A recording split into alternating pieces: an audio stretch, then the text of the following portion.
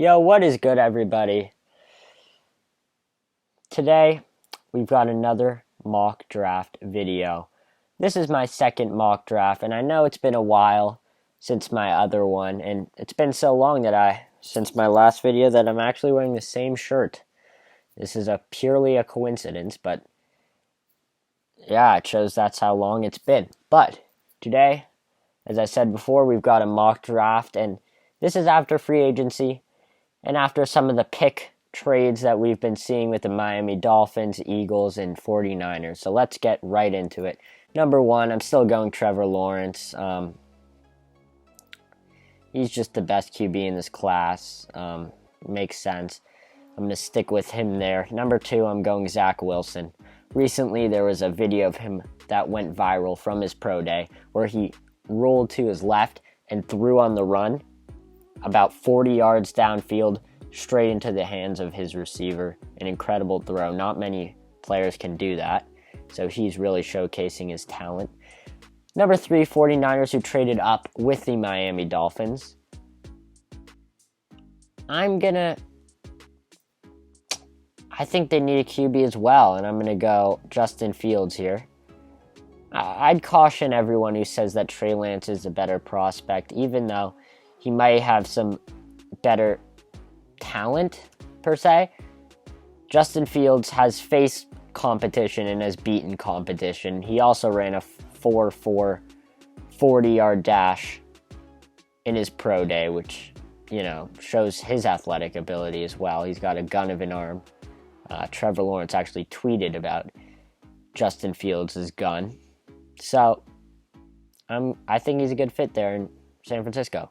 Number four, this team, the Falcons, they restructured Matt Ryan's contract, and because of that, I don't think they go QB in this draft.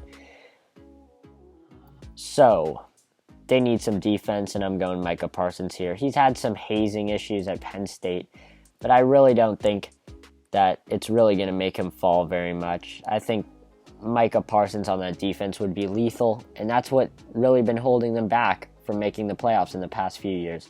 Number five, the Cincinnati Bengals. I'd love to see Ja'Marr Chase and Joe Burrow, the dynamic duo of 2019, come back and play for each other. But I really just think that the player here is Rashawn Slater. I really do, because they really need offensive line. That's what hurt Burrow. I think protecting him right now is more important than giving him weapons. He does still have T. Higgins, Joe Mixon, Tyler Boyd as his weapons, which aren't terrible. So I think that really protecting him is more important than giving him a weapon at this time in the rebuild for them. So number six, we've got the Miami Dolphins. This team, this is interesting. They got Will Fuller in free agency. I think that wide receiver is still a need for them. That's why I'm going to go Devontae Smith. They've got a big body in Devontae Parker on the other side of him. They've got a deep threat in Will Fuller. All they really need is a route running specialist. And why not get the best route runner in this class, Devontae Smith? Number seven, Detroit Lions. This is a tough one. I think that the Detroit Lions don't believe that Jared Goff is their franchise quarterback. But at the same time, I don't really see them taking QB. I think they go with, in my opinion, the best receiver in this class, Ja'Marr Chase. I would have chosen Ja'Marr Chase for the Dolphins, but I just think that Devontae Smith is a better fit for them. I do think Ja'Marr Chase is a better receiver. He did run a 4.38, which is insane for a physical receiver like Ja'Marr Chase. He was a little shorter than expected, but that's okay. I just think he's a better fit on Detroit. They lost Golladay and Marvin Jones. They're in dire need of a receiver, so I say they go Ja'Marr Chase. Number eight, Carolina Panthers. They need a QB, Trey Lance. Imagine the lethal duo of Trey Lance and Christian McCaffrey in that backfield. Ooh, it'd be incredible. He's also got some receivers there, DJ Moore, Robbie Anderson. Number nine, a lot of people are Drew Lock fans, but he's just really bad. He's just not good. That's why Mac Jones is the pick here. He's got a low floor, good receivers, a good defense. This could be honestly a playoff team next year. I wouldn't be surprised if it happens. Number 10, Dallas Cowboys. I say they go Surtain. I really do.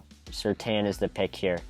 And right off the bat, you see that Kyle Pitts is falling here. I mean, this is just how it's going. I'm not doing this on purpose.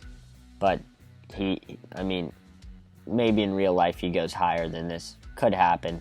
I could see him going to the Panthers. I could see him going to even the Detroit Lions. I could see him even going to the Miami Dolphins. Maybe even the Bengals, but I just don't have it that way. And Dallas, they have great weapons on offense, so I think it would benefit them to get a corner here for pick number 10. New York Giants, this is a tough one. They could go offensive line, which they really need badly. They could go Jalen Waddle, which would be an insane compliment to Kenny Golladay and Sterling Shepard and Darius Slayton. You could go Kyle Pitts. I mean, you do have Ingram.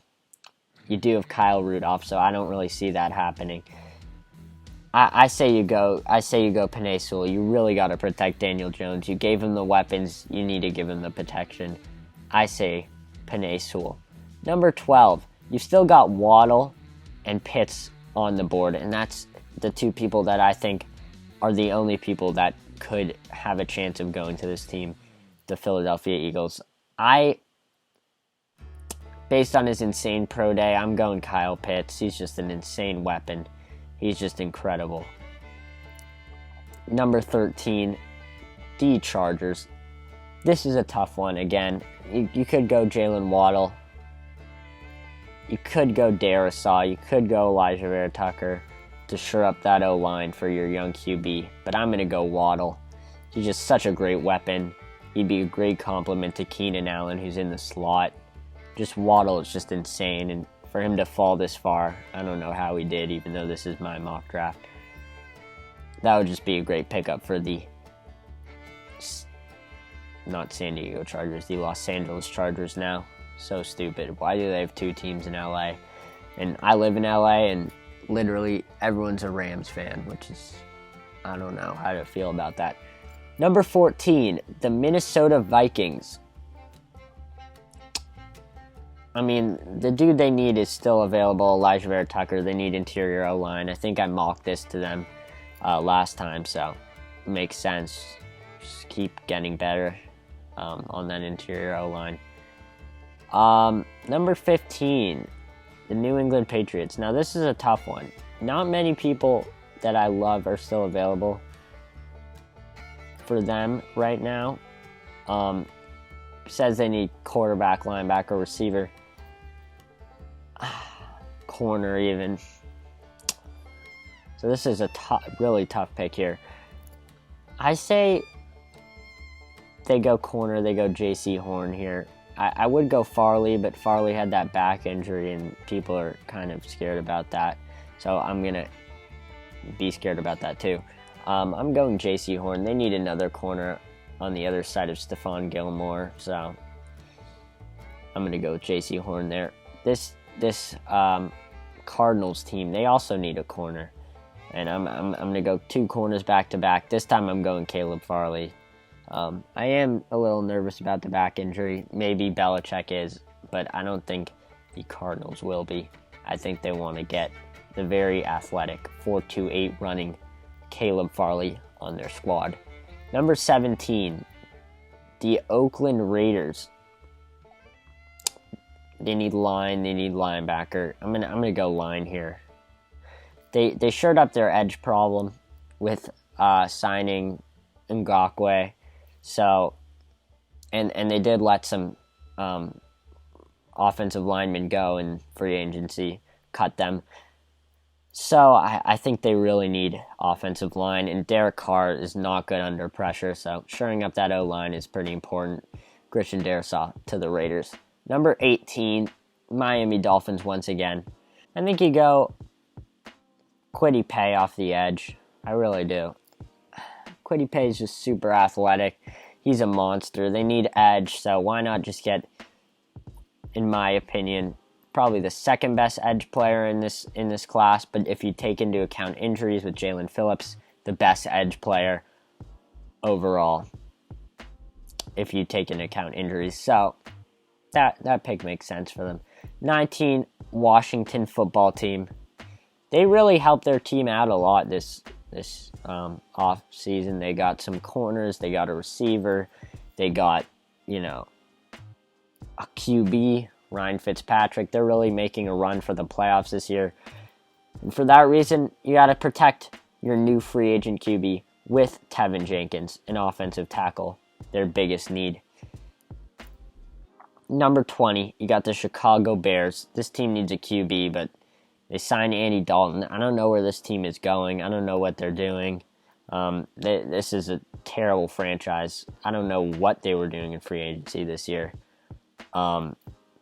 And for that reason, this pick is really tough. I might go just Sam Cosmi. They need O-line. This team is just a mess at this point, like really bad. So I'm just gonna go Sam Cosmi, get a tackle, protect Andy Dalton. 21, Indianapolis. Now I have most of the tackles off the board, other than these guys. That's rough for the Indianapolis Colts, who, in my opinion, would take a tackle if there were one at this point. But because there isn't, I'm going Kadarius Toney here. He went up draft boards. He's now been going down as the hype has been wearing off. But aside from Michael Pittman Jr., they don't really have many weapons on that team, and Jonathan Taylor. So I think it would be really helpful to Carson Wentz to get a great route runner in Kadarius Toney. Good separator. 22, Tennessee Titans.